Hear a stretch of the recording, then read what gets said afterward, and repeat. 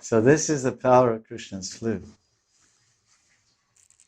So particular kind of drawn out melody of the flute. That's why it says para ayata. The word ayata says ayata. Para means like poetry. Poetry is coming from his flute. Kalapara ayata venogita. Ayata venogita. So ayata venogita is describing the quality and the type of the Gita, the type of flute song that Krishna is vibrating, ayata. So different acharyas explain what that means. Jiva Goswami says the verse means kala pararyata murchitena. Murchitena samhoitarya means Krishna plays in a particular way, a particular tune, to completely bewilder the gopis. Because even when Krishna was perfecting and practicing his flute playing to become a Sangeet virtuoso, or what do you call it? Sangeet Visharad, on the flute, and he was practicing, then he said, all right, I want to call Radharani.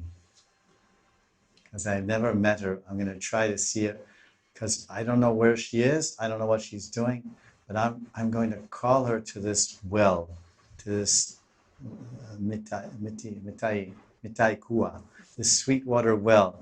I'm going to call her here. Let me try. So Krishna played his flute, so attractive, so sweet.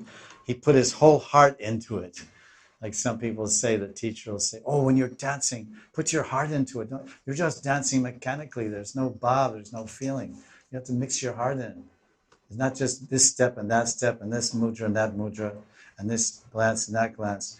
It has to be backed by feeling, heart. You have to immerse your personality into the character you're playing. Otherwise, you won't actually be successful in your performance. So Krishna tried his best to call Radharani. What happened? Hundreds of gopis ran to the water well, but not Radharani. So he had to keep practicing. The gopis say, Vishnu says, thus, Shamsundar, because all women are bewildered by the sweet tones of your flute, a woman herself is not at fault, but rather the flute song which you have made is the blame. Not only does the woman deviate from proper Aryan behavior, Arya Charitan, the Chale, and her own prescribed duty of faithfulness to her husband, but she becomes deviant in all respects. Thus, you are the cause of us and all women abandoning religious principles. Don't blame us. The blame is you. It's your fault, not mine. This is a very standard dialogue between lovers and beloveds, husbands and wives, and it goes on eternally, even with Krishna and the gopis. The husband says, it's your fault, and the wife says, no, it's your fault. The husband blames the wife blames the husband.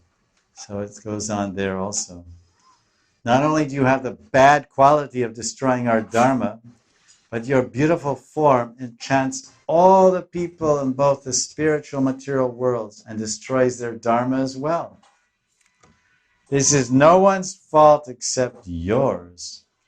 The natural lust of women cannot be said to be the cause of their bewilderment, because all the moving and non-moving entities are also bewitched by your form and flute song.